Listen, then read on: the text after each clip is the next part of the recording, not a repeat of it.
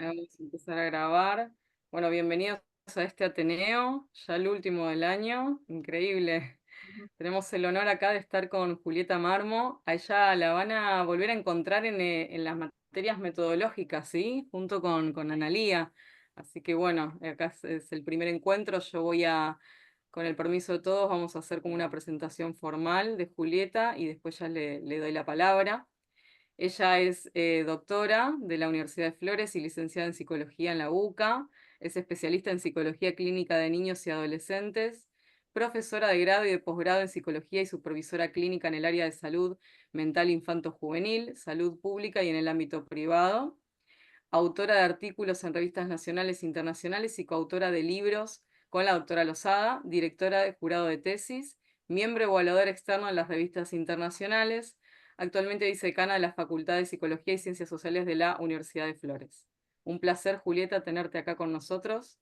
No quiero robarte más tiempo, te doy la palabra y quedamos acá a disposición para lo que necesites. Bueno, muchísimas gracias, Marilyn.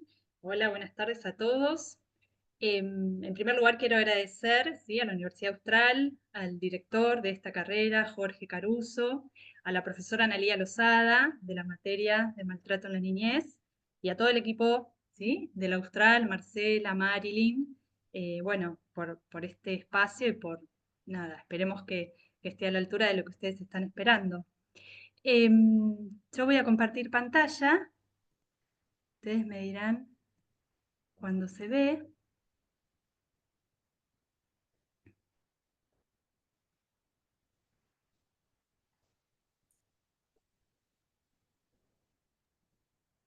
Ahí Ahí se ve está. perfecto, ¿Ahí profe. se ve? Sí, Bueno, la idea de hoy es presentarles un tema que tiene que ver con el estrés infantil, ¿sí?, y trabajar un poco acerca de lo que es una prevención efectiva en el marco, digamos, de esta materia. En parte tiene que ver con mi tesis doctoral, en la que trabajé, ahora se los voy a contar, obviamente, con todo lo que es estrés infantil y estrategias de afrontamiento, y dos factores protectores en la infancia, que son las emociones positivas y el apoyo social. Específicamente en la etapa, digamos, escolar o infantil escolar, y también destacar algunos aspectos que hacen después, digamos, a los efectos a largo plazo, digamos, ¿no? Tanto de los factores protectores como de riesgo, como vamos a empezar a ver. Bien.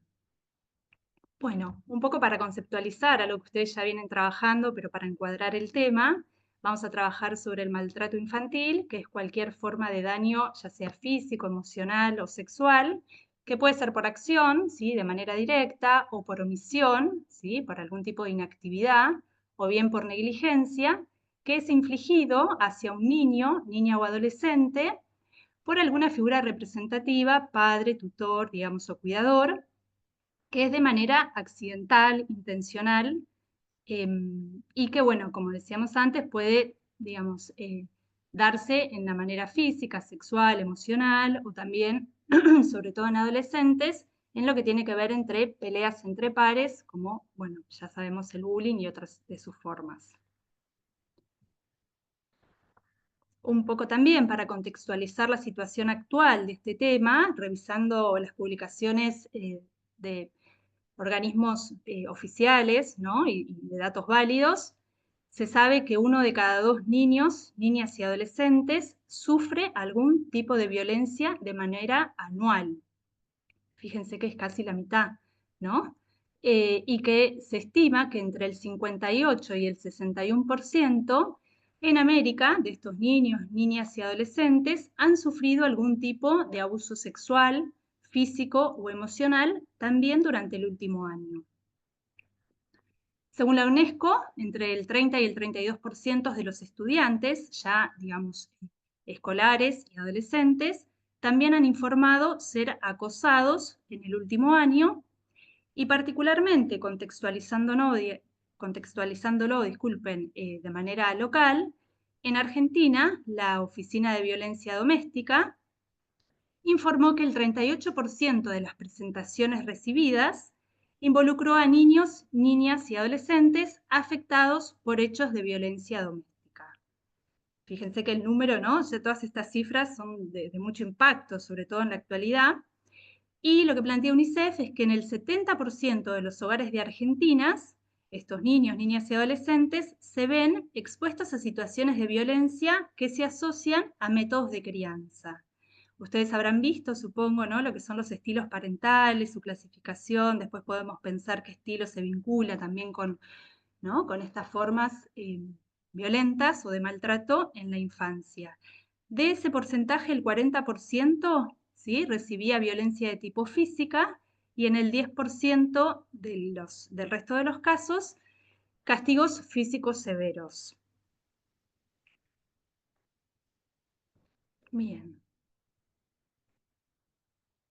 Esto es un recorte de la Oficina de Violencia Doméstica, ¿sí? Ahí tienen la fuente por si después alguien quiere profundizar en esto, que un poco revela los datos que estábamos comentando, ¿no? El 38% de los casos recibidos corresponden a niños, niñas y adolescentes, superando más de 5.000 casos en el último año.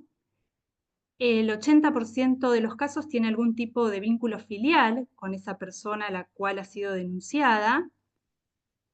El 59% recibe maltrato diario o semanal, con un riesgo alto o altísimo en el 37% de los casos, y 9 de cada uno de estos 10 casos, ¿sí?, se derivan a instituciones judiciales o al Consejo de Niñas y Adolescentes para un seguimiento, digamos, institucional.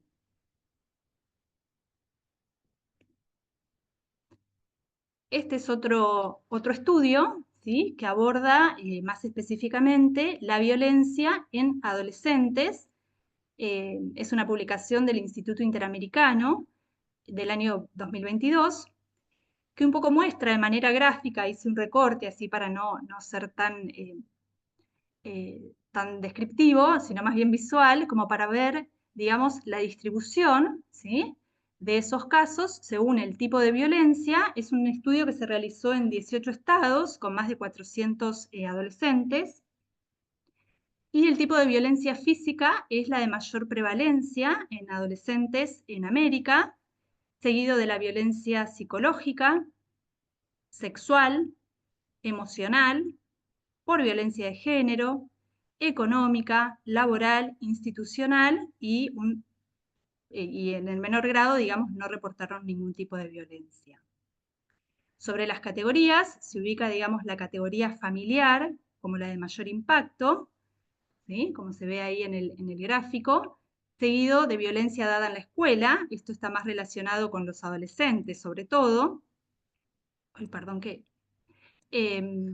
O violencia en espacios públicos, o también actualmente se da mucho a través de espacios virtuales o en instituciones públicas. Y respecto a la pregunta de esta investigación sobre por quién es ejercida la violencia dentro del ámbito familiar, que resultó la de mayor, digamos, significancia, se dio que en la mayoría de los casos estaba dada por el padre, seguido, ¿sí?, del padrastro o la madrastra o la madre, y después, bueno, en menor medida por hermanos o hermanas o hermanastros, o por los abuelos o por la abuela, o también en un número muy significativo por la familia extendida. Como les decía, es una representación visual que permite ver la distribución de este estudio, que se abarca específicamente a lo que tiene que ver con la adolescencia. Aborda, perdón. Bueno, como todos sabemos, la violencia afecta a la salud, ¿sí?, y al bienestar a lo largo de toda la vida, en algunos casos con consecuencias más a corto plazo, y en otras situaciones, sobre todo cuando la violencia se ejerce de manera prolongada y sostenida en el tiempo, puede tener, digamos, consecuencias a largo plazo y de mucho impacto, ¿sí? En el peor de los casos puede generar la disfunción de la persona o generar en la víctima lesiones graves o trastornos en el desarrollo del cerebro y del sistema nervioso. Luego vamos a profundizar igual en estas consecuencias, o daños en los sistemas corporales, ya sea el endocrino, circulatorio, ¿sí?, osteomuscular, en el sistema reproductivo, respiratorio, inmunológico. O sea, puede afectar al organismo en su totalidad, o también puede provocar daños y consecuencias a nivel cognitivo, ¿sí? Y en consonancia entonces una disminución en el rendimiento académico o profesional. También se asocia a estrategias de afrontamiento negativas o también a la exposición o mayor exposición respecto a la población general de conductas de riesgo. También es un factor de riesgo para el aumento de enfermedades cardiovasculares o enfermedades autoinmunes como el cáncer o diabetes y otros problemas de salud. También implica como consecuencia que uno puede ser víctima o autor de agresiones interpersonales o bien también de agresiones hacia a sí mismo en momentos posteriores de su vida. También impactan las relaciones interpersonales que la persona tenga, ¿sí? Posicionándose de un modo más pasivo respecto, digamos, a la posición subjetiva, o también cómo transformarse en un agresor posteriormente en su vida. Y sobre todo, digamos, la violencia sexual puede tener como consecuencia embarazos no deseados o abortos provocados o problemas ginecológicos o distintas enfermedades de transmisión sexual.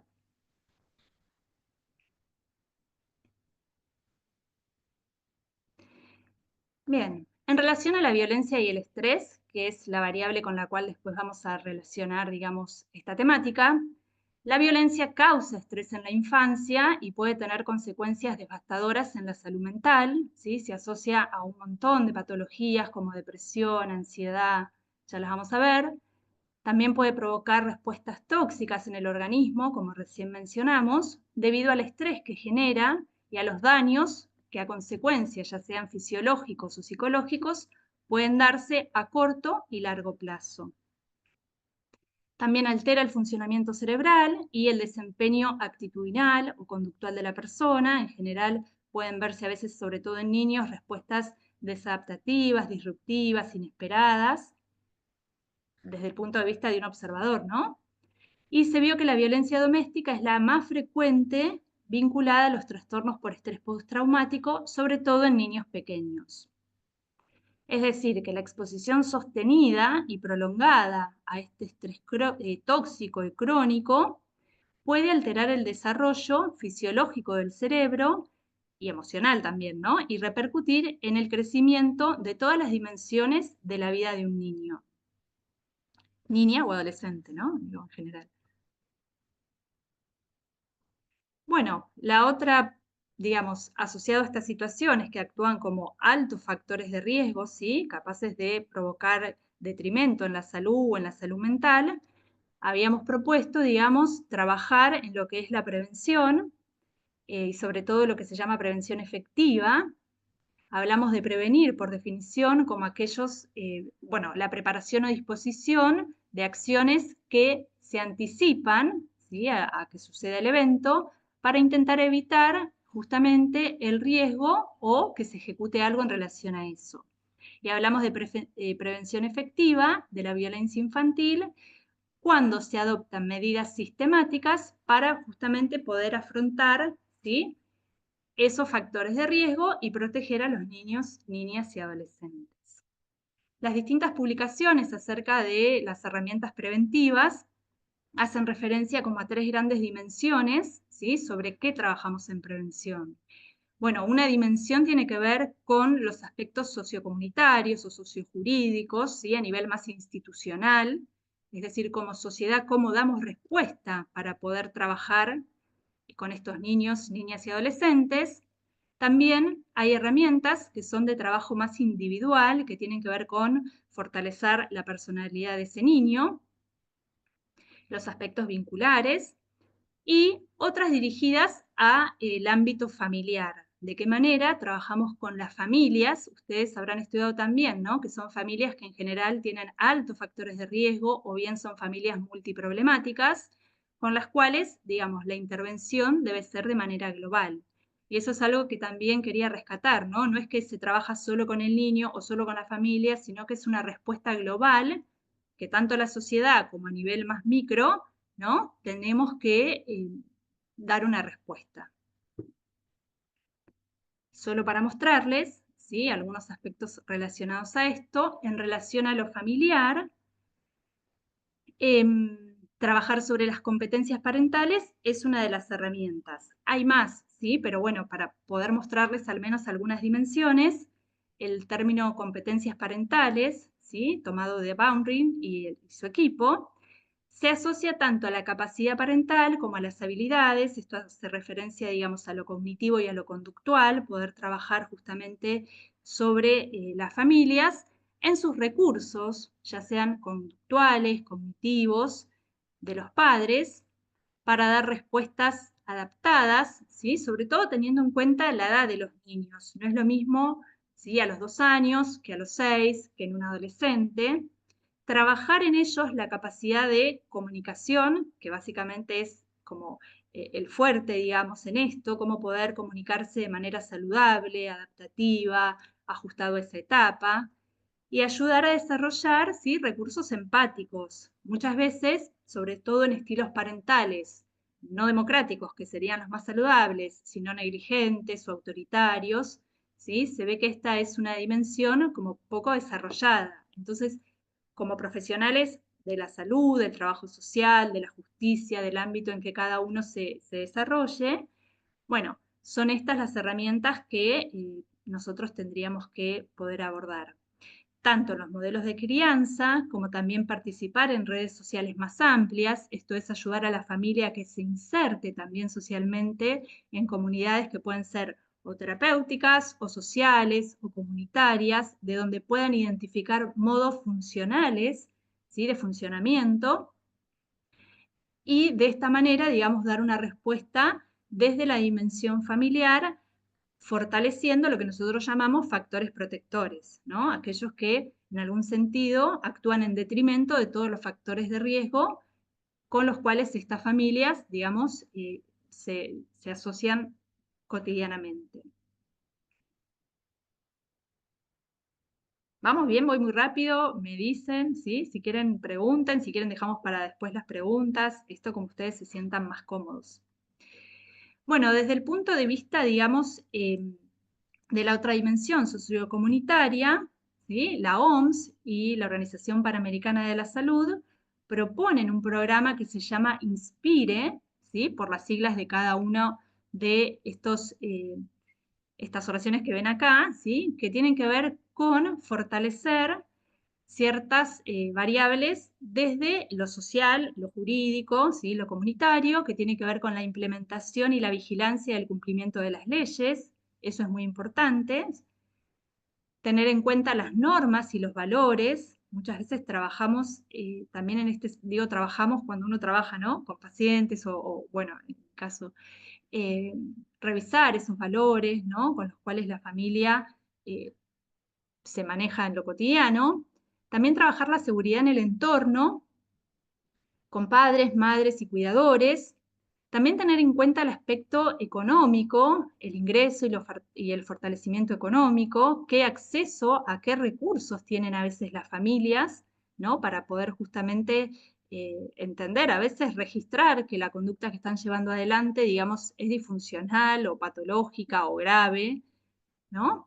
Y dar respuesta de los servicios de atención y de atención en varios sentidos, ¿no? No solamente de la salud, sino también, como decíamos antes, desde la justicia, desde la educación, cuando recibimos un niño en una escuela, ¿no? Y por ahí un docente o le cuenta un compañero o alguien registra algo en relación justamente a que el niño, niña o adolescente está siendo víctima de maltrato. Y educar, ¿sí? En aptitudes para la vida, un poco resignificar los valores de esa familia y, bueno, eh, acompañarlos hacia un camino de lo saludable. Entonces, bueno, y acá dependerá, digamos, del tipo de institución o del tipo de espacio en donde uno trabaje, ¿no? Pero siempre es un trabajo que se hace en red, ¿sí? Siempre es un trabajo, como decíamos antes, que no es solo en una dimensión, sino que hay que atender, ¿sí? Y probablemente trabajar también de manera interdisciplinaria. Ninguna disciplina por sí mismo, ¿no? Lo aborda todo. Entonces, el trabajo en equipo, ¿sí? Es la mejor herramienta para poder hacer frente a situaciones de maltrato infantil. Bien. A ver si ahí pasa. Ahí va. Bueno, y la Fundación Red por la Infancia, ¿sí?, propone como algunas estrategias que podrían ser empleadas por cualquiera de nosotros, profesionales o alguien que puede escuchar a un niño, ¿sí?, o un adolescente atravesado por una situación así, que tiene que ver con una escucha activa, atenta, ¿sí?, básicamente que no juzgue, que no critique, que no culpe. También hacerle saber a ese niño, niña o adolescente que está bien contar lo que le está pasando, ¿sí? Aunque esto le cueste, porque no es fácil, ¿no? A veces registramos estas situaciones por sus consecuencias y entonces poner en palabras suele ser como, bueno, un modo de ayudar a que la persona pueda, ¿no?, por lo menos dar un primer paso, que es contar.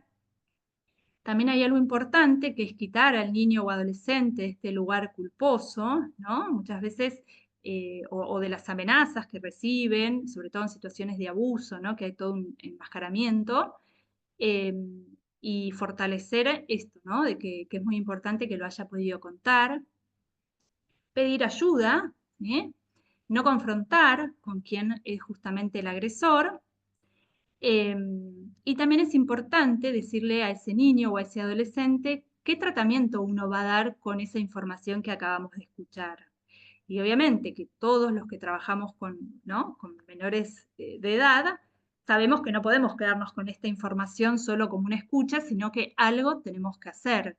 Por eso hablamos antes de prevención, ¿no? Pero también, bueno, la prevención sería lo óptimo, trabajar antes de que esto suceda, pero también cuando ya nosotros, bueno, ya somos parte, ¿no? Cuando alguien nos transmite esta situación, entonces, bueno, tenemos que actuar ahí de acuerdo en los ámbitos laborales de cada uno, con distintos protocolos, para justamente la mejor medida es proteger y la protección viene de la mano de hacer algo, ¿no? Con la autoridad, con la institución, con la justicia, con quien sea, digamos, de acuerdo a nuestro rol.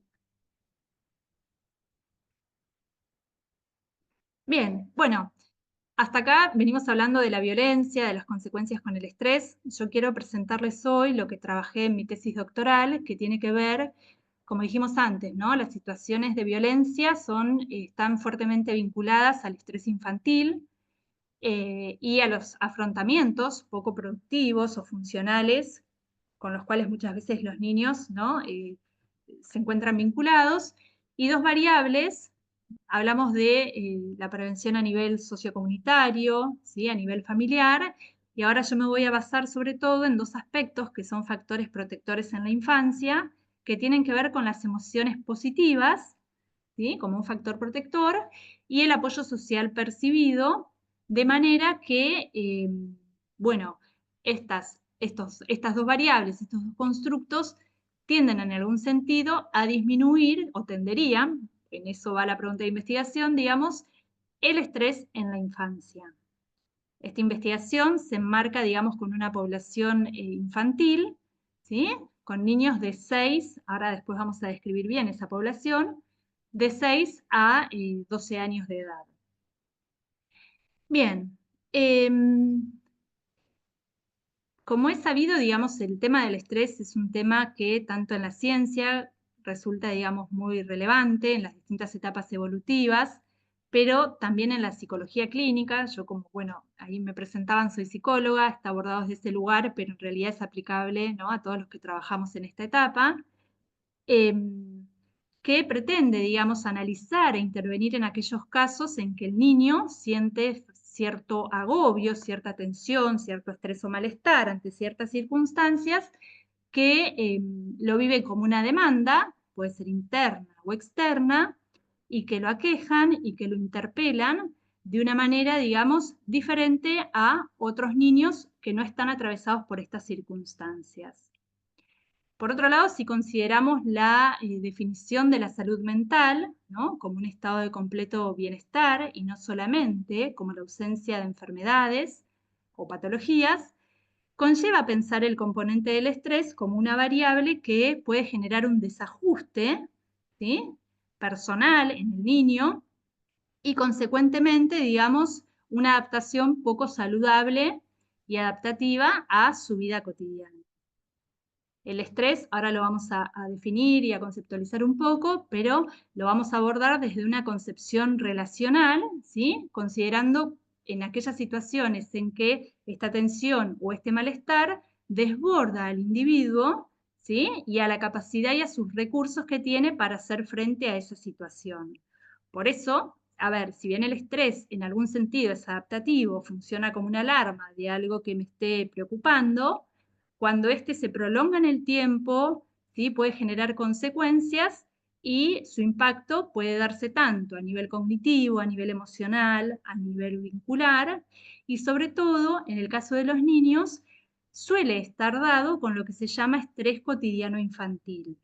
El estrés cotidiano infantil, digamos, son aquellas situaciones que a diario desbordan, ¿sí? Al niño en su quehacer cotidiano, que si bien pueden no ser de gran intensidad, ¿sí? Las consecuencias están dadas por su cronicidad en el tiempo, por eso se lo llama estrés cotidiano, ¿sí? No necesariamente son situaciones, en el caso digamos, el maltrato sí, pero puede haber otras situaciones que son de menor intensidad, pero su cronicidad hace que el impacto sea altamente significativo. Y bueno, y después las otras dos variables, digamos, ¿no? Como para poder pensar de qué manera hacer frente a esta situación, como les decía, tienen que ver con el apoyo social y las emociones positivas. Por otro lado, el efecto sumatorio, digamos, de las situaciones estresantes y sus combinaciones pueden afectar, digamos, a cualquier persona, incluso a los niños desde la primera infancia. Esto quiere decir que los niños no quedan ajenos, ¿sí? A sufrir situaciones estresantes y, en consonancia, a sus consecuencias. El afrontamiento es como esta capacidad que tiene el niño, ¿sí? Que con sus recursos puede afrontar de una manera u otra, o no, ¿no? Vamos a ver, estas situaciones que lo aquejan y que incluye tanto un aspecto cognitivo, emocional y también tiene que ver con una dimensión afectiva. Bien, en la infancia también las relaciones con los padres, ¿sí? Suelen ser la fuente primaria del cual el niño se identifica en los modelos de actuar, ¿sí? Y esas identificaciones son internalizadas como modelos de regulación, ya sea emocional, así también como modelos de comportamiento. A medida que los niños son más pequeños, ¿sí? Estas identificaciones son más fuertes y sobre todo más a nivel conductual. Y a medida que los niños van atravesando las etapas evolutivas, tienden a tomar cierta distancia, sobre todo en la adolescencia, y a tratar de incorporar modelos propios, ¿sí? De identificación. Y así, digamos, adquieren como un propio sistema de valores en cuanto, digamos, a, bueno, los valores, ¿sí? El afrontamiento y las distintas dimensiones en la infancia. Bien, entonces, a partir, digamos, de esta descripción y considerando el apoyo social, ¿sí? El apoyo social es toda fuente que el niño percibe, el apoyo social percibido o recibido, ¿sí? Como una fuente capaz de ser una guía, digamos, un sostén, y ahora vamos a ver también cómo se clasifica. Se considera que el apoyo social y las emociones positivas actúan como factores protectores en la niñez media.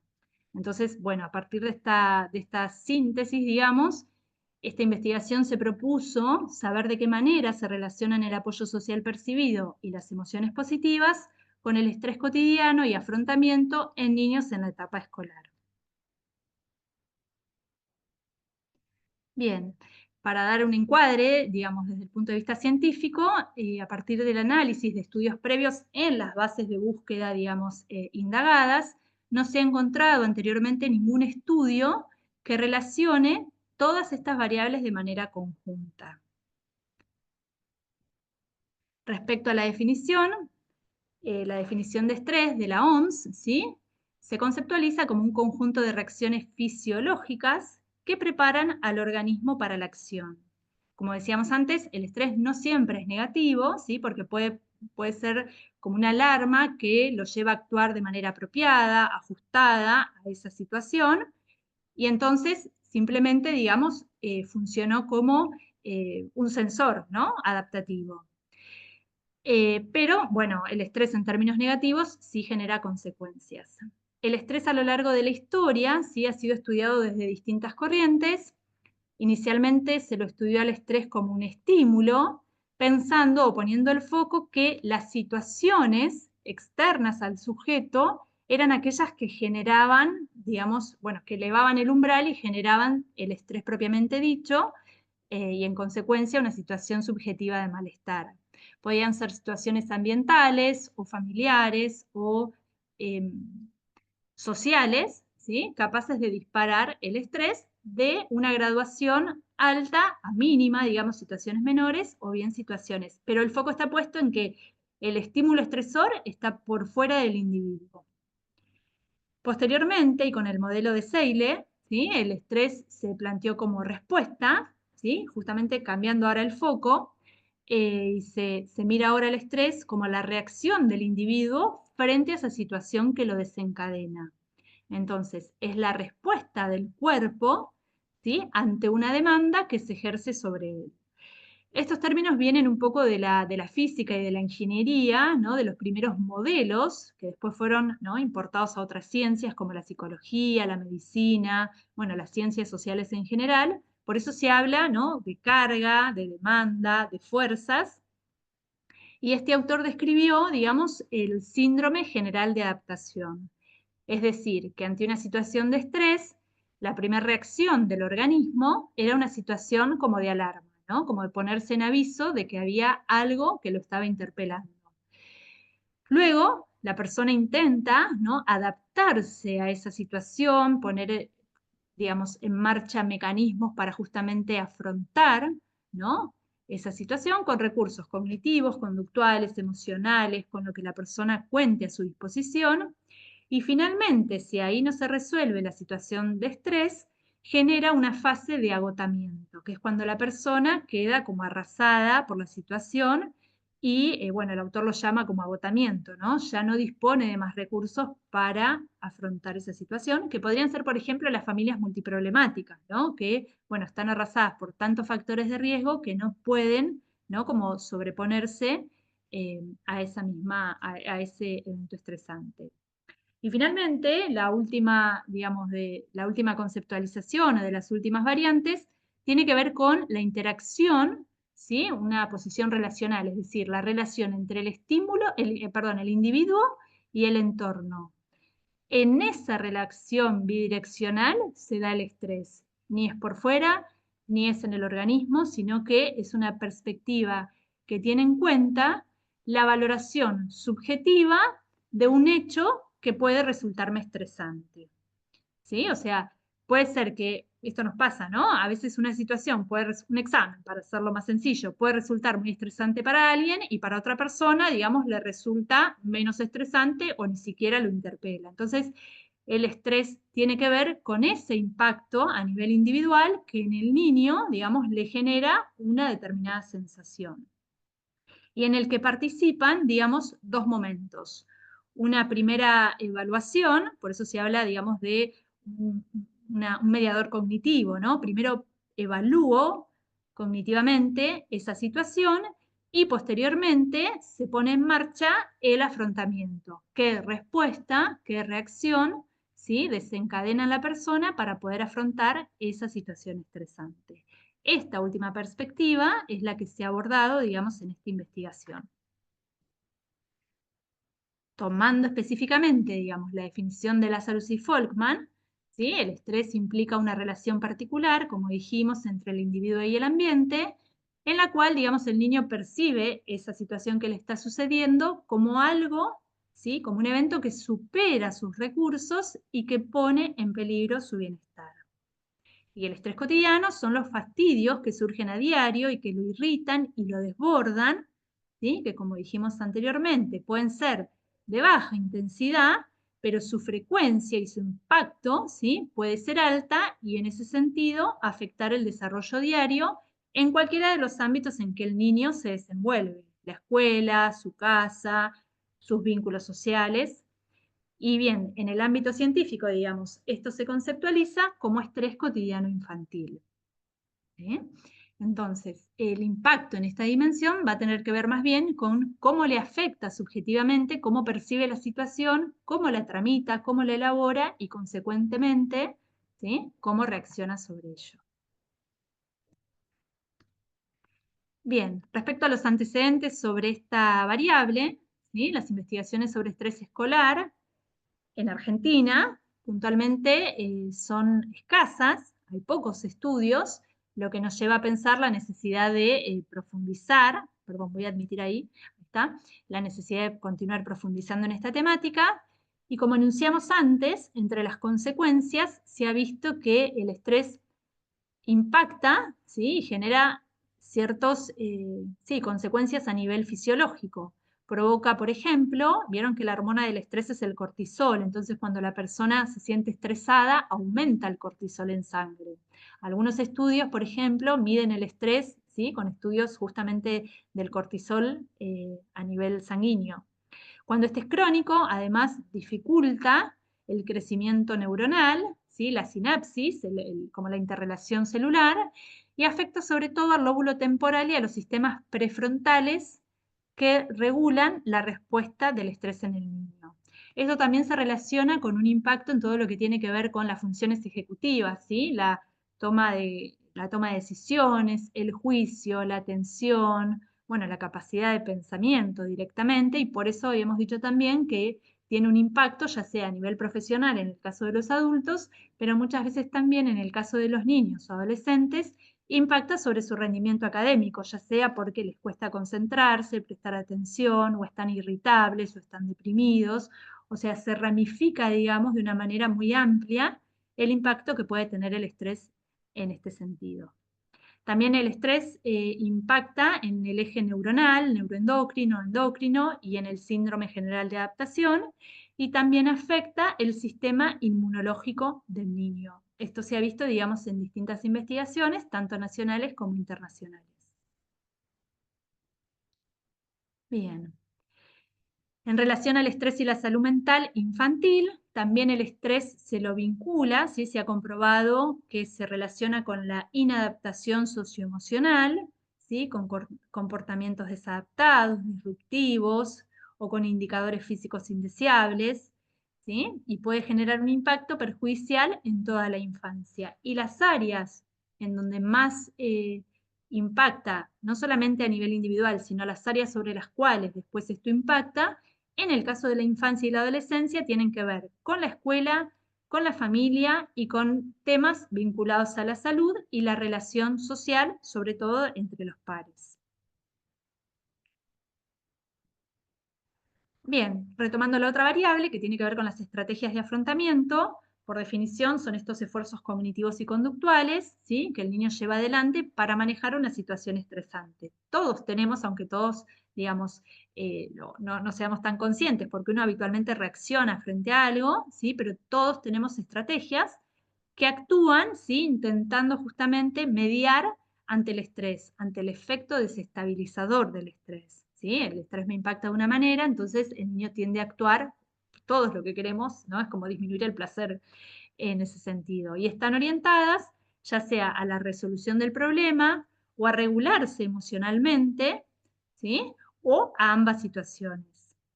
En Argentina, la autora Rillo de Minci, probablemente la conozcan, también está ahí en Austral, ha hecho una escala de afrontamiento infantil y ha propuesto como dos grandes dimensiones. El afrontamiento infantil puede ser productivo, esto quiere decir que le es útil, que le sirve, que es funcional, y se basa en el análisis lógico, que es cuando la persona puede, digamos, analizar la situación de manera mental, puede actuar directamente sobre el problema, puede encontrar un nuevo significado, ¿sí?, la reestructuración cognitiva, como pensar de otra manera esa situación, y buscar apoyo, como respuestas saludables, digamos. O bien el afrontamiento puede ser disfuncional o improductivo, esto es decir, no lo resuelve, digamos, al estrés y sigue a su vez estando ahí latente, cuando hay un exceso de control o descontrol emocional, ¿sí?, no regula adecuadamente las emociones, cuando evita la situación de manera cognitiva, la evita pensar o no puede analizarla, o cuando busca gratificaciones alternativas. ¿sí? Es como un modo de desplazar, y sobre todo esto se ve en la adolescencia, en relación a los niños. Entonces, bueno, son estrategias que en definitiva no resuelven. No necesariamente siempre utilizamos un único modo de afrontamiento a una situación problemática, es decir, no hay una rigidez, pero en general, ante los factores de riesgo, ¿sí? En los casos de maltrato se ha visto que están más bien vinculados con situaciones de afrontamiento disfuncional, como si hubiera una dificultad, ¿sí? En poder tramitar esa situación, abordarla saludablemente. Piensen que hablamos de niños, ¿no? Y que los modelos de los niños inicialmente son los padres, y si los padres, si fuera maltrato, digamos, en esta línea, ¿no? Son modelos poco saludables, entonces hay como todo un lineamiento. Esto no quiere decir que no se pueda cambiar, ¿sí? Pero bueno, en general, en población general, los estudios indican que las estrategias ante situaciones cotidianas suelen ser de tipo más funcional. Bueno, la influencia del ambiente familiar moldea las estrategias de afrontamiento, lo que acabamos de decir, y la relación con los padres tiene un papel muy importante, ¿sí? Justamente en poder identificar, repetir y diferenciarse de estas estrategias. Son más parecidas las estrategias de afrontamiento cuando los niños son más pequeños y, digamos, porque los padres actúan como modelos de observación. Vieron que a veces, bueno, nos copian, ¿no? Entonces, desde ese lugar es más conductual y, como dijimos también, se van diferenciando a medida que crecen. El estrés y el afrontamiento siempre se vinculan de manera directa, ¿sí? Siempre que siento una situación estresante, algo hago con eso. Aunque sea evitarlo, es un modo, digamos, de también, ¿no? La no respuesta es una respuesta, dicen algunos autores, entonces también implica siempre un qué hacer frente a eso. Y como mencionamos también, la escuela, la familia y la salud son los ámbitos, ¿sí? De mayor impacto. En población general, habitualmente los chicos se adaptan de manera saludable y utilizan estrategias productivas y funcionales.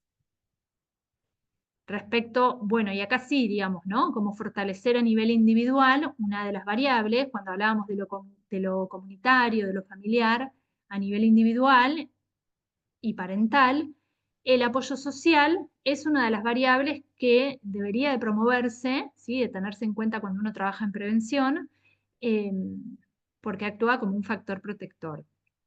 El apoyo social es la experiencia, la percepción del niño de saber que puede contar con una persona que lo contenga, lo guíe, lo proteja en situaciones de necesidad, ¿sí? Y tiene una doble perspectiva. Una perspectiva estructural que hace, digamos, alusión a las características objetivas. Estoy mirando el reloj, como que no, hace, perdón, referencia a lo estructural. Esto es, cuántos son, dónde residen geográficamente, ¿sí? Como algo más estructurado.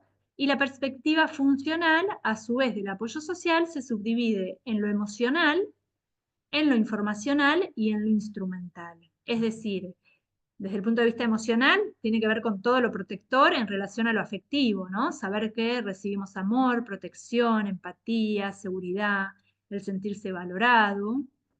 A nivel informacional, tiene que ver con los apoyos informacionales, ¿sí? Los consejos o cualquier otra situación de intercambio que lo ayude a la persona, al niño, a comprender su situación. Y lo instrumental son las ayudas directamente materiales que intervienen, ¿sí? Que son dadas u ofrecidas por estas figuras de apoyo para resolver un problema.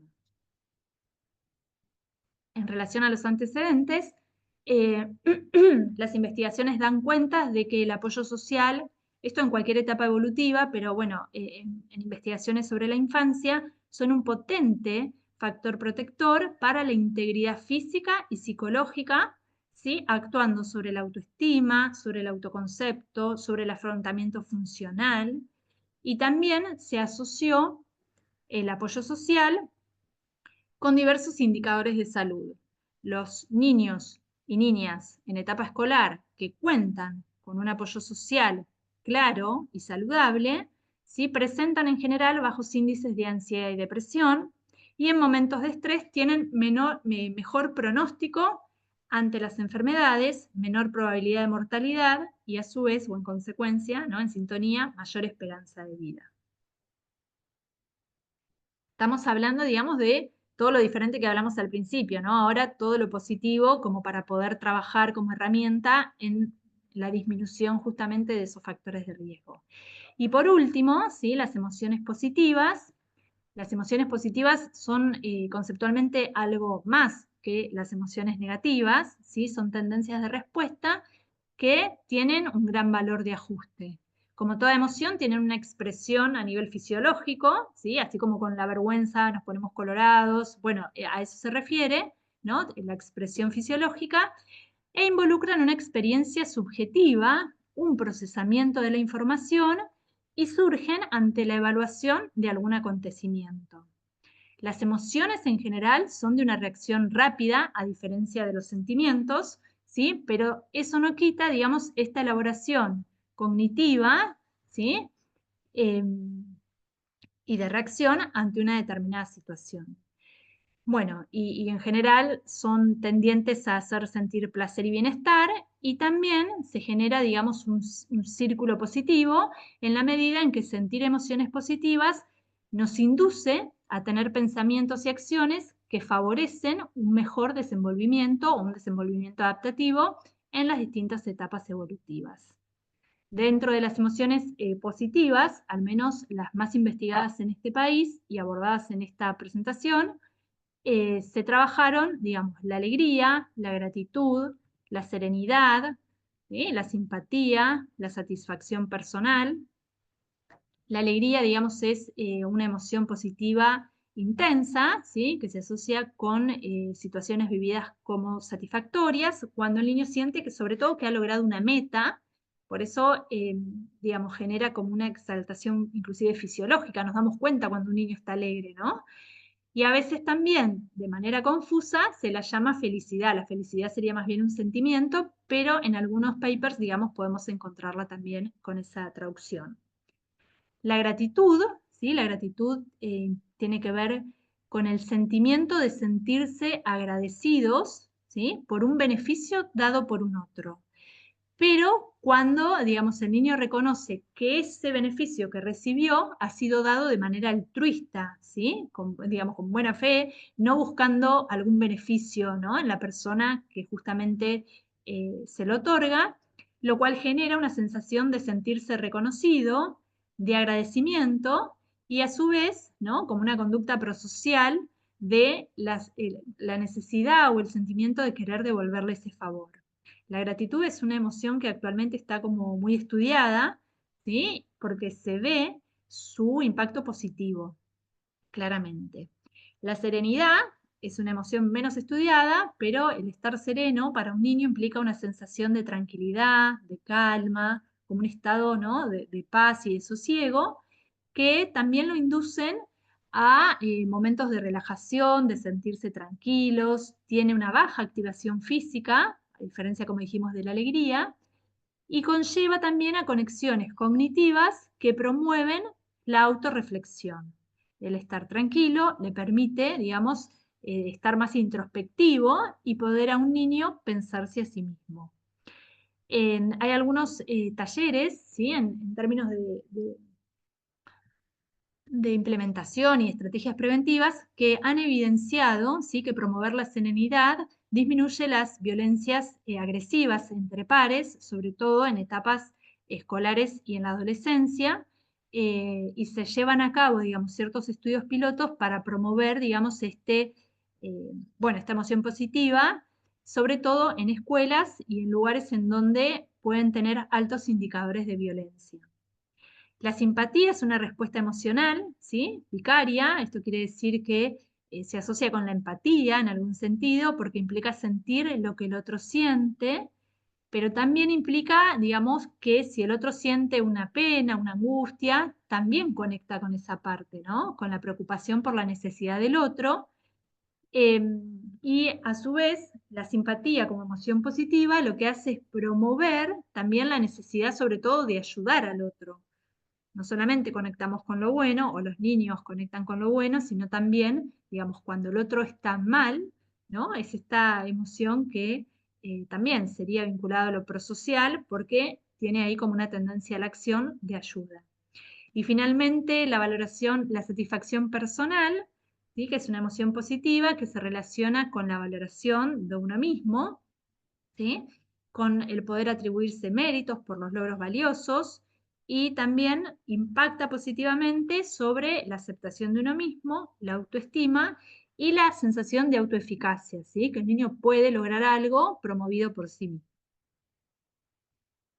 En relación a los antecedentes, las emociones positivas promueven una espiral ascendente hacia mayores niveles de bienestar psicológico, felicidad, bienestar.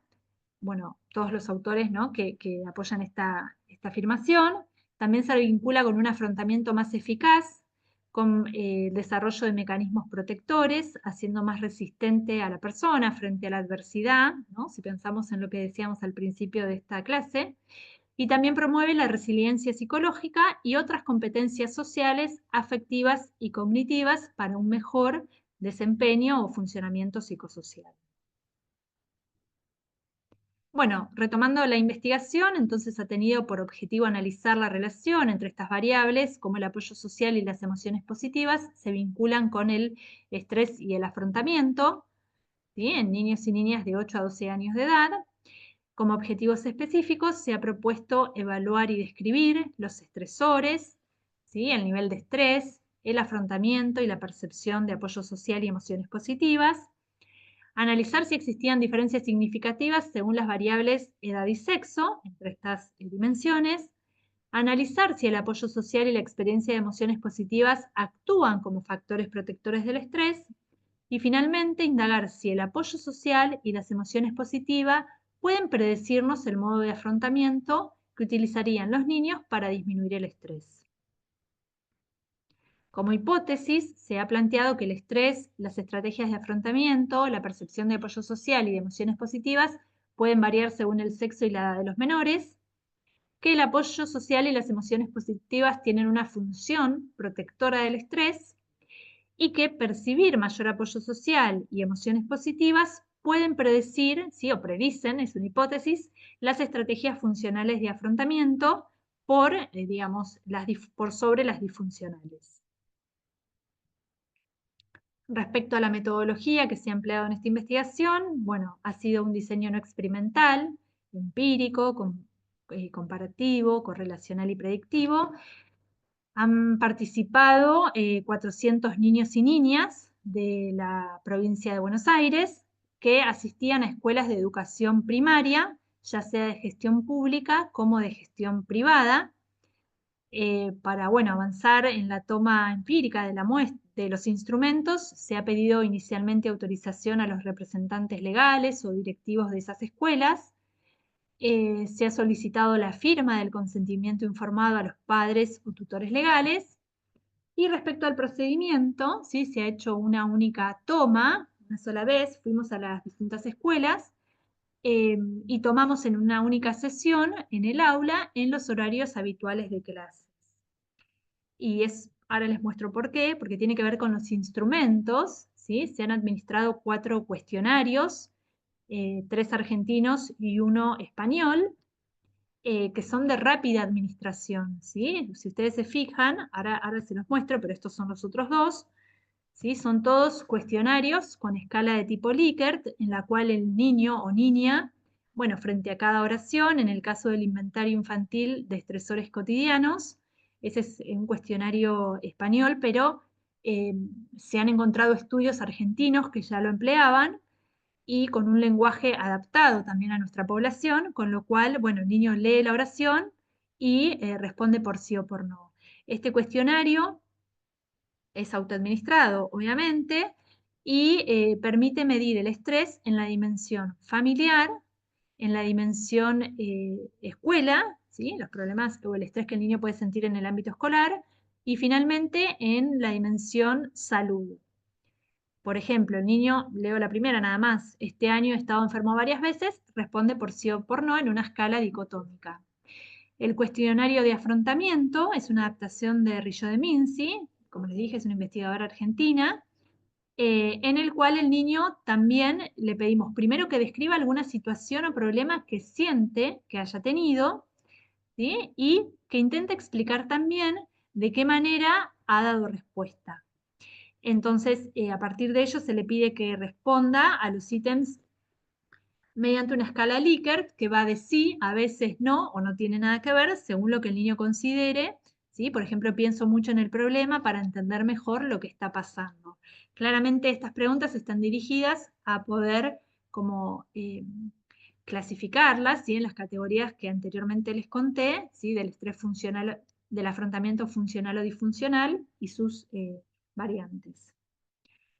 Bueno, también se utilizó el cuestionario de emociones positivas de Laura Oros, también es una investigadora argentina y quien ha sido la directora de mi trabajo, en el cual el niño responde respecto a sí mismo cómo se considera. Por ejemplo, ¿soy una persona alegre? Sí, más o menos o no. Y así con cada uno de los ítems. Bueno, esta escala mide las emociones positivas que describimos anteriormente. Y finalmente el cuestionario MOS de apoyo social percibido, elaborado en este caso por, adaptado por Rodríguez Espínola, por Solange Rodríguez Espínola, que también es una investigadora argentina. Y en este caso, bueno, además de los datos, ¿no? Sociodemográficos, el niño completa, según una escala Likert, de nunca, a veces o siempre, los distintos ítems, ¿sí? En cada una de esas respuestas. Por ejemplo, tengo a alguien que me ayude que me ayuda cuando estoy enfermo o enferma, y así sucesivamente con cada uno de esos instrumentos.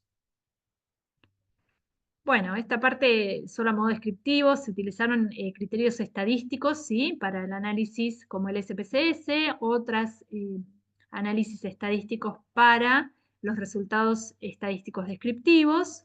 Después, bueno, se utilizaron la simetría y kurtosis, pruebas no paramétricas, el estadístico eta cuadrado, ¿sí? Para el efecto, para estos últimos dos objetivos, ¿sí? Más predictivos, y análisis de regresión lineal por pasos para también los últimos objetivos.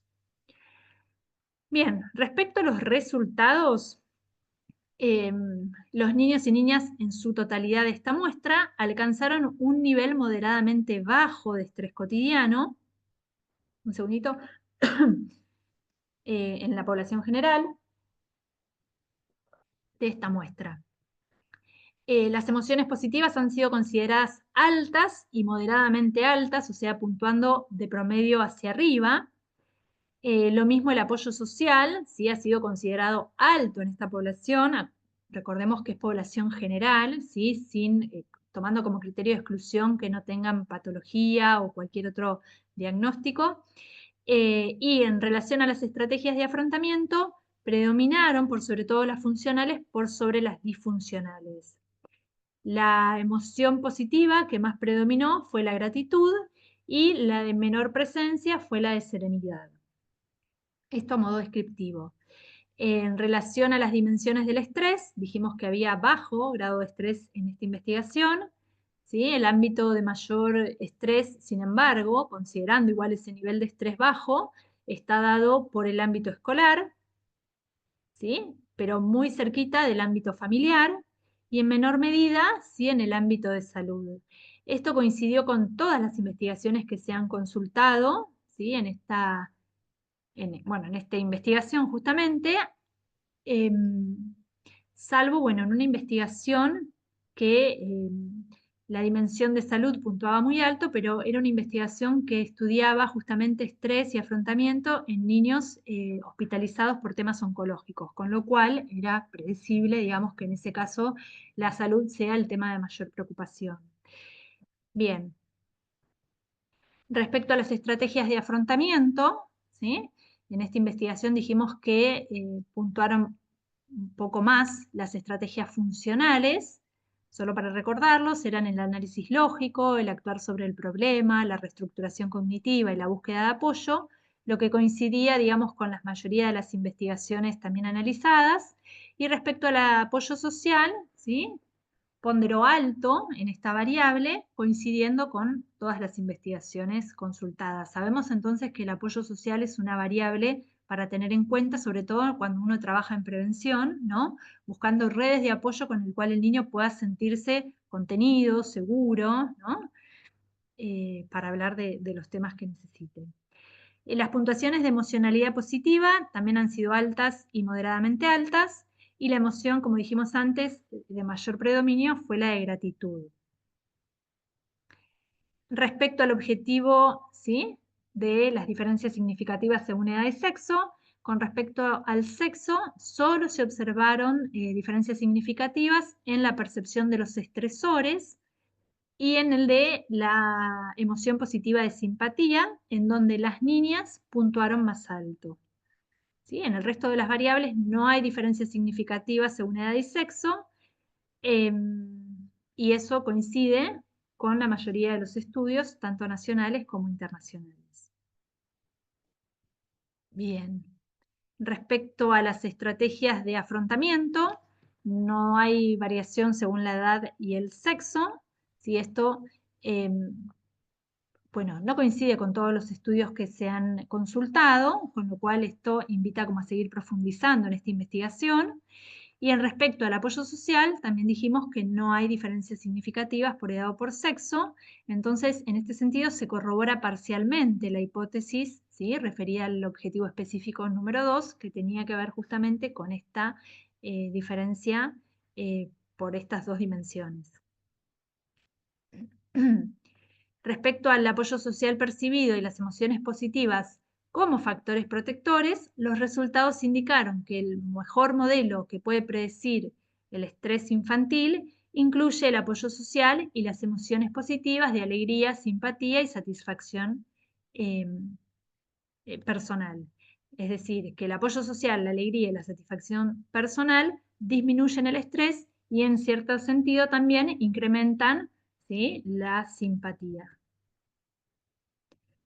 Y finalmente, el último objetivo, ¿sí?, vinculado al apoyo social percibido y a las emociones positivas, como predictores, digamos, del modelo de afrontamiento, se ha visto que el modelo que incluye a las emociones positivas de gratitud, serenidad y simpatía, ¿sí?, es el que tiende a disminuir justamente el estrés, y el bajo apoyo social, en sintonía con eso, es el único predictor significativo de un afrontamiento disfuncional. ¿Sí? O sea, contar con bajo apoyo social tiende a relacionarse con un afrontamiento de tipo disfuncional. Entonces, en relación a esto se comprobó la hipótesis final: el afrontamiento funcional implica ciertas emociones positivas, así como la falta de apoyo social predice un afrontamiento disfuncional. Pensaba, digamos, mientras que estaba compartiendo con ustedes en relación a lo que hablábamos al principio, ¿no? Qué difícil esto en relación a cuando el niño está atravesado por situaciones de violencia y maltrato, retomando en esta etapa de la infancia en la cual los padres en general son los primeros modelos, ¿no? Entonces, bueno, ahí hay mucho para trabajar. Bien, entonces, finalmente, el análisis de esta investigación ha permitido dar respuesta a la pregunta de investigación y corroborar entonces parcialmente la hipótesis planteada de manera satisfactoria. Respecto, bueno, al alcance y las limitaciones, se buscó, digamos, con esta investigación aportar a la promoción de aspectos salugénicos en psicología y en otras disciplinas también, ¿no? Siempre ha habido como una tradición de basarnos en lo patológico, en lo traumático, en situaciones, ¿no?, como graves, a partir de lo cual se establece todo un bagaje científico, teórico, disciplinar. Entonces también se buscó intentar como mirar, dar un aporte desde la psicología de la salud, ¿sí?, aportar conocimientos con base empírica para comprender el funcionamiento infantil en su entorno, digamos, natural de desarrollo, y las conclusiones revelan saberes científicamente comprobados cuyo impacto puede, digamos, invitarnos, ¿sí?, a promover, a realizar, digamos, intervenciones, ya sea tanto a nivel de la salud pública o de políticas públicas o de prácticas en cada una de las disciplinas ¿no?, que uno tiene, en términos de prevención y promoción de un desarrollo infantil positivo. Y en esta línea, aunque excede, digamos, esta investigación, bueno, se trabaja en todo lo que es la parentalidad positiva, que probablemente ustedes ya lo hayan visto, ¿no?, en detrimento de todo vínculo violento y fortaleciendo, bueno, los derechos de los niños, niñas y adolescentes en el marco de la Convención de los Derechos del Niño, por un lado, y en todo lo que son, digamos, vínculos saludables. Las limitaciones de esta investigación tienen que ver con el estado del arte, porque no he encontrado, digamos, ninguna investigación que, como les dije al principio, aunara todas estas variables de manera conjunta.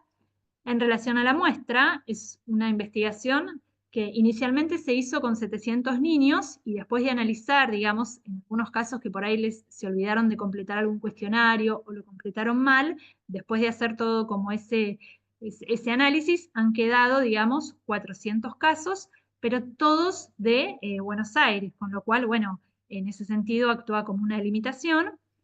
Y también otra dificultad que ha pasado es que a veces, como son menores, ¿no? Es difícil que los padres, ¿no? Firmen el consentimiento informado, sin lo cual uno ya sabemos, ¿no? Como aspecto ético no podemos avanzar. Y finalmente, yo les dejo, los invito, digamos, a futuras líneas de investigación que podrían estar dadas por comparar estas variables, ¿no? Con población clínica, o en el caso de ustedes, ¿no? Que trabajan en violencia, con toda población, digamos, atravesada por esas situaciones de maltrato. Comparar o hacer investigaciones en otras ciudades, en otras provincias, o si nos animamos un poco más, con otros países también. Trabajar sobre estudios de programas de prevención y promoción de recursos protectores en la niñez, en cualquiera de los ámbitos. También poder hacer un cruce entre estas variables y la perspectiva parental, ¿sí? En relación a si lo que los niños sienten como estrés, los padres lo registran realmente como situaciones estresantes. A mí eso me apasiona, como poder pensarlo, porque bueno, como decíamos, ¿no? Poder detectar ahí si realmente hay como un registro más claro. Y ampliar el conocimiento con otros factores protectores. Yo les conté de las emociones positivas y a su vez del apoyo social, que indiscutiblemente es un factor protector, pero hay otros más con los cuales nosotros podríamos seguir trabajando. Bueno, eso es todo. Dejo de compartir y ahora, si quieren, intercambiamos, si tienen alguna inquietud. Esperen que no sé si es acá. Así nos volvemos a ver. Ahí estamos. Bueno, primero espero que les haya resultado útil. No quiero ser ni tan intensa con lo metodológico, ni con cuestiones de por ahí conceptuales que ustedes ya vienen trabajando, pero bueno, compartir un poco, como les decía, estas dos variables, hay un montón más y nada, yo soy como un poco entusiasta con poco tiempo, entonces por ahí los invito a que cada uno profundice en adelante, ¿no? Cualquier otro factor protector, sobre todo pensando en los niños. Silvana, perdona, no había visto tu mano. No hay problema. Yo me quedé pensando en esta última diapositiva en la que planteaste posibles líneas de investigación, más que nada como reflexión, porque en realidad no se me ocurre en este momento algún factor de protección, pero sí como un lineamiento muy importante respecto a las infancias en la ruralidad. Pensando en los niveles de estrés de las infancias, yo vivo en la provincia de Chubut, si bien vivo en una ciudad urbana, en Trelew, lo cierto es que tenemos un contacto con la ruralidad muy cercano. Ya de hecho en el valle de la provincia hay muchas personas que ya trabajan en el campo, trabajan la tierra, cosechan todo, y dentro de las dinámicas familiares se entiende como un código natural y cultural que las infancias tienen que ayudar a la familia. Y en esta concepción de una organización familiar, donde la mamá cuida en la casa, el papá trabaja, y eso a veces también sucede que dicen, no, todas y todos tenemos que hacer todo. Entonces los niños y las niñas con muy temprana edad comienzan a trabajar en el campo, tal vez se omite la educación, justamente, que eso es un problema muy grande que tenemos acá en la zona. De hecho, en una localidad muy cercana que se llama Gaiman, hay muchos niños que no están escolarizados. No están escolarizados, pero trabajan en la chacra con los padres porque tienen que sembrar, porque tienen que cosechar o porque tienen que cuidar a sus otros hermanitos.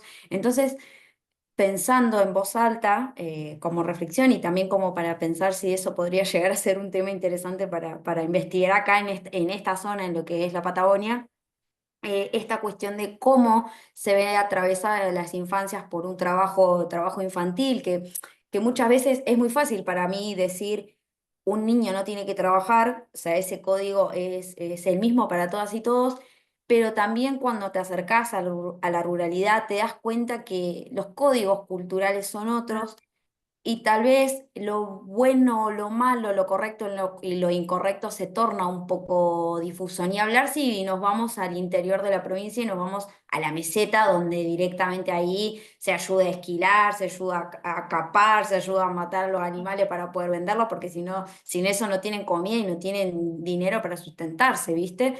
Así que bueno, me resultó muy importante poder mencionar que las infancias y la ruralidad, hay una intersección ahí muy importante y que tal vez no estamos tan inmiscuidos en ese tema por pensar tanto en nuestro núcleo, ¿no? En donde nosotros y nosotros nos manejamos cotidianamente.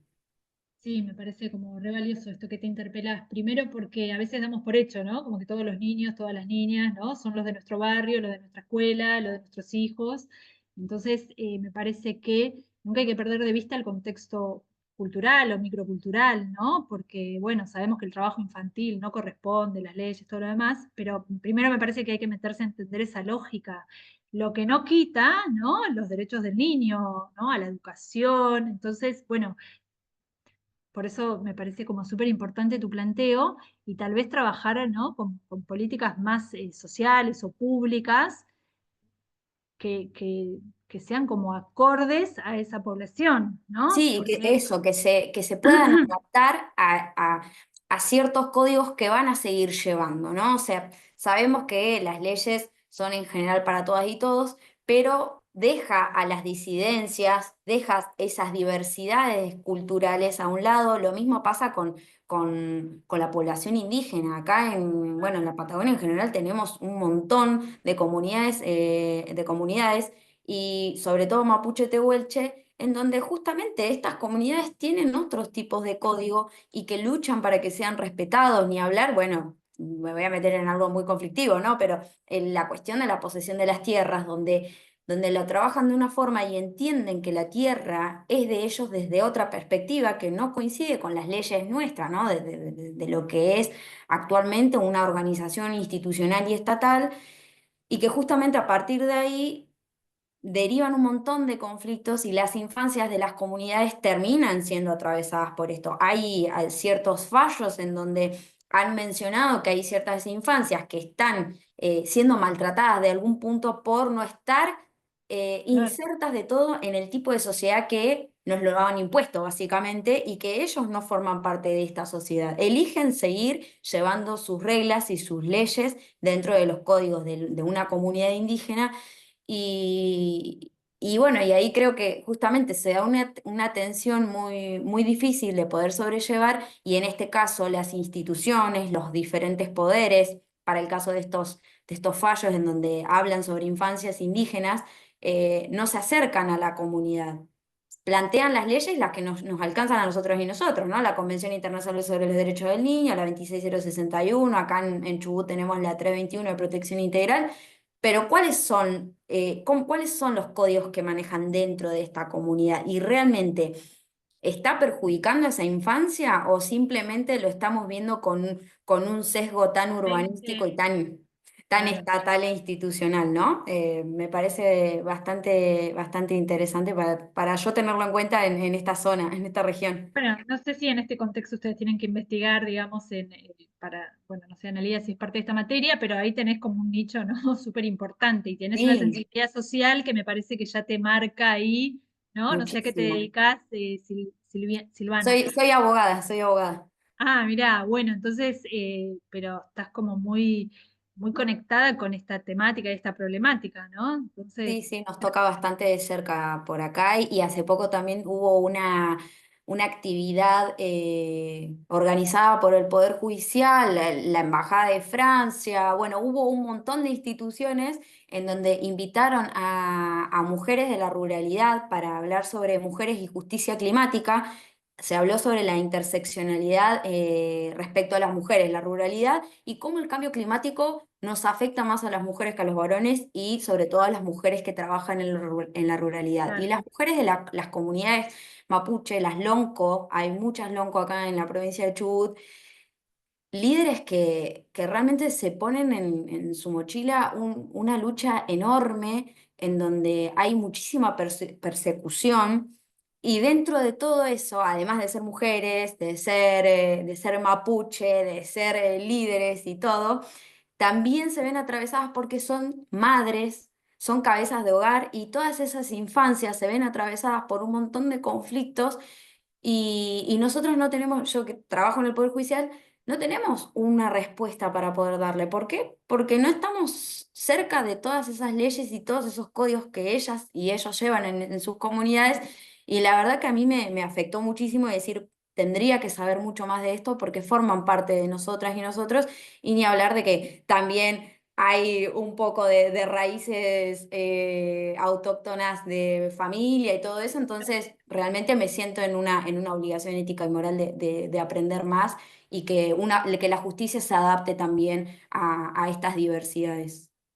Mira, si hubieras escrito, bueno, está grabado, pero ahí ya tenés la fundamentación de tu tesis, ¿no? Con toda la explicación que nos diste, una clase prácticamente. Bueno, No, mirá, yo que no sabía qué iba a hacer de la tesis, ahora lo tengo. ahí ya encuadraste, delimitaste tu objeto de estudio, como decimos nosotros. Te felicito por todo esto que te preguntás. Me parece que es fácil, ¿no? Esto, perdónenme, es más personal, pero es fácil mirar con mis lentes, ¿no? Entonces yo miro la realidad Sí, del otro. Entonces, bueno, un poco esto, ¿no? Quitarse por ahí estos preconceptos, lo que no quita, ¿no? Bueno, también es, ¿no? El acceso a la educación, ¿no? A los sistemas de salud, por supuesto. bueno, las funciones parentales, ¿no? Con una lógica que por ahí no es la que yo miro con mi lente, sino que es adentrarme en esto, conocer, sensibilizarme con esa población y a partir de ahí, bueno, ofrecer, no sé, en tu caso es de la abogacía, pero desde cualquier disciplina, ¿no? Profesional, lo que uno pueda como ayudar para el mejor bienestar en esa lógica, ¿no? De Exacto. funcionamiento, Sí, como, pero bueno, impresionante todo lo que desarrollaste. me alegro. Bien. Bueno, gracias, Silvana. Joana, ¿Qué tal? La verdad que, bueno, muy clara la exposición, estuvo realmente impecable. Por ahí un poco pensaba, ¿no? En cómo el estrés se acrecienta en los casos de pobreza. No podemos dejar de descuidar que más de, ¿no? No sé los porcentajes, pero quizás más del 30% de nuestra población o de nuestros niños están en condiciones de pobreza extrema e indigencia y es muy difícil que puedan ejercer sus derechos cuando están totalmente condicionados en hogares que por supuesto no han elegido nacer. Entonces yo pensaba, ¿no? En esto de los factores protectores, las estrategias de afrontamiento, qué difícil pensarlas y trabajarlas cuando no están garantizados sus derechos básicos, ¿no? Cuando no hay acceso ni a una vivienda digna, menos pensar en educación, menos pensar en las cuestiones del alimento, ¿no? Entonces, yo creo que si en nuestro país no trabajamos estas cuestiones vinculadas a políticas sociales para garantizar el ejercicio y el cumplimiento de estos derechos, es muy difícil pensar en estas estrategias de afrontamiento y del estrés que me parece que están más orientadas, no sé, lo digo desde el desconocimiento, a sectores donde mínimamente están garantizados ciertos derechos o existen algunos factores de protección, ¿no?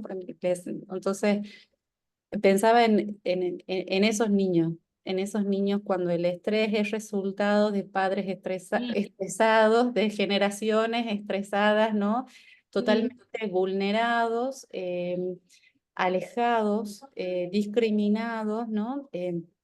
A nosotras en nuestro grupo para la materia de maltrato con mis compañeros estamos trabajando en un caso donde este niño sufría de actos de negligencia por parte de una mamá que no contaba de ningún recurso social, económico para brindarle otras posibilidades a sus hijos, aun cuando el amor no estaba, o sea, no era lo que estaba puesto en juego, ¿no?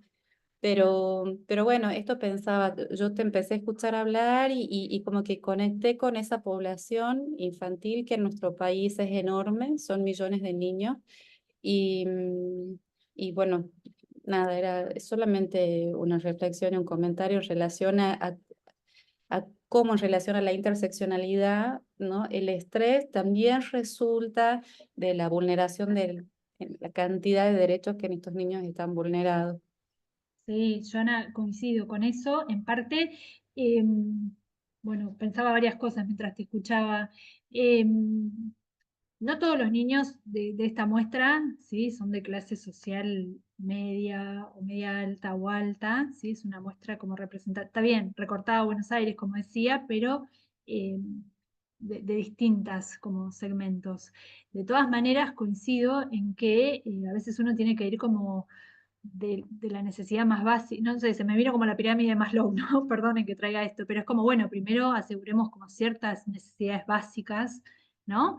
Pero, a ver, la pobreza está súper demostrado, es un alto factor de riesgo, ¿sí? En la infancia y en cualquier etapa evolutiva, lo que no quita que esos padres pobres, por llamarlo de alguna manera, pobres en términos de recursos, ¿sí? Económicos, no se brinden como modelos de apoyo social. Eso también está acomodado, ¿no? O al revés, gente con una, no sé, con todos los recursos materiales garantizados y los padres no funcionan como ni apoyo social o pueden ser violentos, maltratadores.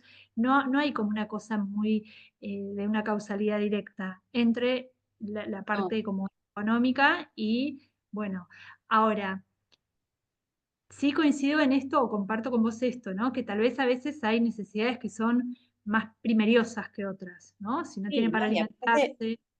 en relación a los estilos, digamos, que puedan llegar a tener los padres en relación a la crianza, están muy vinculados a la posibilidad del ejercicio de sus derechos, de contar con ciertos recursos, porque la violencia está muy relacionado también a, a la pobreza, o sea, no es que es el único factor, pero la pobreza incrementa los actos de violencia y de negligencia y los estilos de afrontamiento, ¿no? Sí, yo diría, o por lo menos hasta donde yo tengo como estudiado que podría afirmar, es que es un factor de riesgo, ¿no? La pobreza para distintas situaciones. Eh, por eso, tal vez no necesariamente ser pobre incrementa la posibilidad de ser violento, ¿no? A eso me refiero. Es un factor de riesgo muy alto.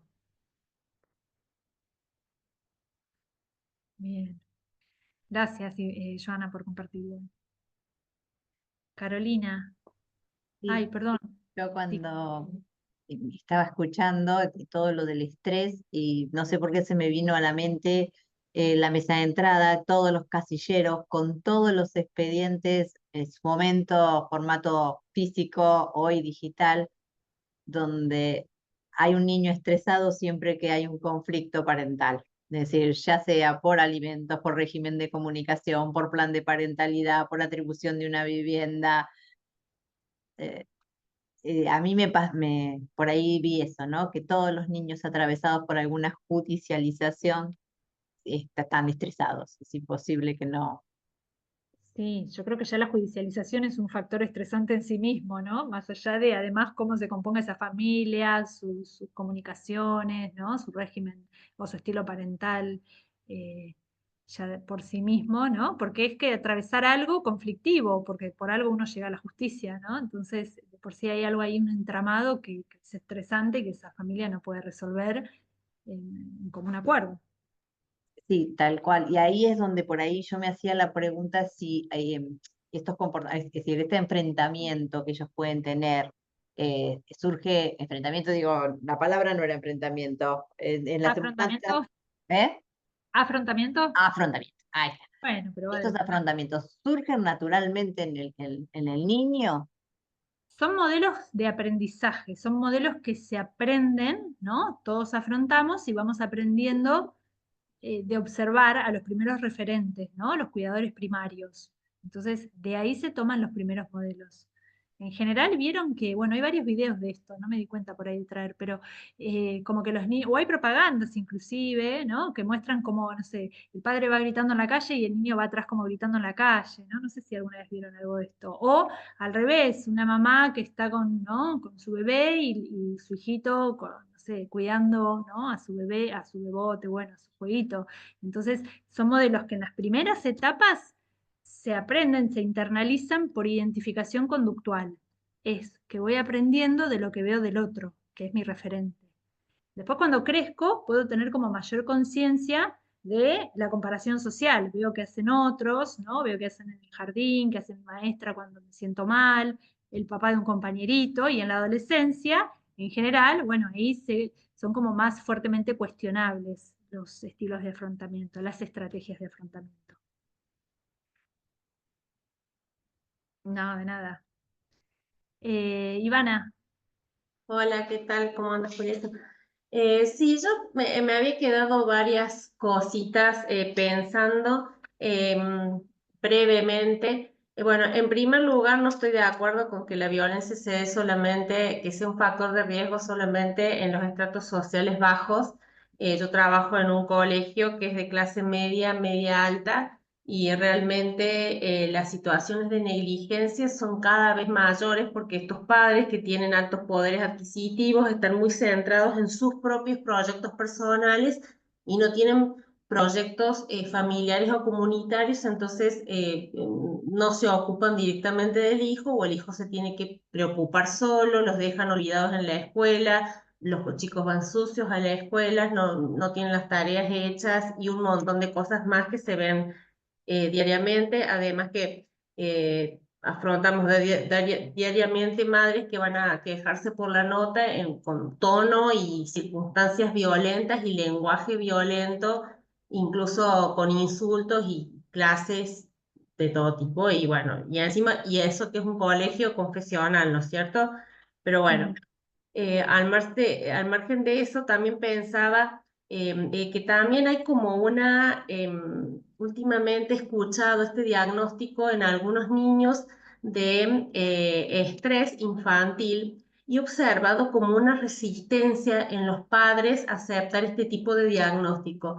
¿Cómo va a tener estrés? Estrés tengo yo, que tengo que trabajar, que me tengo que levantar, que tengo que andar, que tengo que después venir y ocuparme de esto, de hallar encima que lo llevo, que va, y que vos le preguntas, bueno, ¿y cuántas actividades es este? Y bueno, y vos ves que de lunes a viernes tiene toda la agenda ocupada, y es por es por una convicción del padre más que del chico que tiene que ir a fútbol, a patina, a inglés, a piano y a todo lo que se le ocurra al padre para que, no sé, sin preguntarle al hijo si realmente quiere hacer todo eso. Y es como esta resistencia, ¿no? Y entonces que como que a mayor bajo rendimiento, es como que en algunos casos hay más presión del padre, más maltrato, más te dejo sin esto, más te reto, más te descalifico porque que sos un inútil, porque sos un tonto, que esto y que lo otro. Entonces esto que me sonaba, esto del diagnóstico del estrés, como un círculo vicioso donde están, como dijo recién, eh, Joana, que están metidos todos. Es como una generación de estresados, vamos a decir así. Una cosa así. No, eso nada más. Cortito. no, pero la verdad es que comparto todo lo que estás diciendo, entonces nada, adhiero plenamente, ¿no? Y es como que incomoda que nuestros hijos estén mal o estresados, nos quitan, ¿no? También nos quitan, digo, a veces incomoda, ¿no?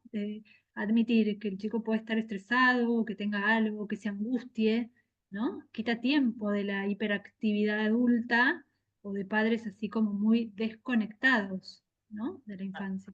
Encima me tengo que ocupar de llevarlo al médico, de llevarlo al psicólogo porque está estresado. Y yo, entonces, Sí, pero esto yo también lo he escuchado esto, estresado con todo lo que yo hago, a su edad yo, ¿no? Como si tuviera que pasar la misma infancia además que tuvo él o ella. Sí, comparto plenamente, Ivana.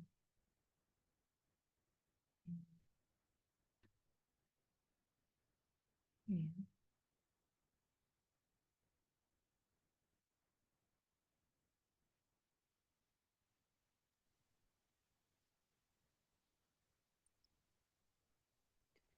Bueno, Juli, impresionante la exposición, la claridad.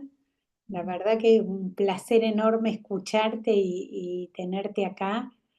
Excelente tu planteo y me encanta además de todo el grupo, viste la posibilidad que tienen de llevar lo que escuchan y llevarlo a su campo de trabajo, que ese es un Excelente. plus importantísimo, eso lo vemos en toda la práctica, bueno, de las diferentes materias, así que excelente, excelente. Bueno, Bueno, Juli, al te veremos contrario. nuevamente como profesora en las materias metodológicas. El año que viene van a disfrutar con vos. No sé si pueden leer Se van a disfrutar. Lozada, Mármol y Villalba en el verano en la playa, o hay Dando Waze a la metodología. montaña, algo de eso se podría hacer. Pobres. Bueno, no, agradecer yo y bueno, obviamente, ¿no? Nuevamente a la invitación, a la convocatoria, a todos los de la Universidad Austral, que desde el director de la carrera, vos, Analía, Marcela, Marilyn, bueno, con cada uno que uno contacta es un placer. Y a este intercambio que es constructivo, me parece que esto de poder interpelarse, llevarlo a la vida personal, profesional, bueno, ya es como, ¿no? Una semillita y bueno, nada, son temas que me parece que eran como aplicables también a las diferentes profesiones y carreras que cada uno transita, así que gracias por el intercambio también. Bueno, Juli, muchas gracias. Bueno, gracias a cada uno. Nos vemos el Gracias.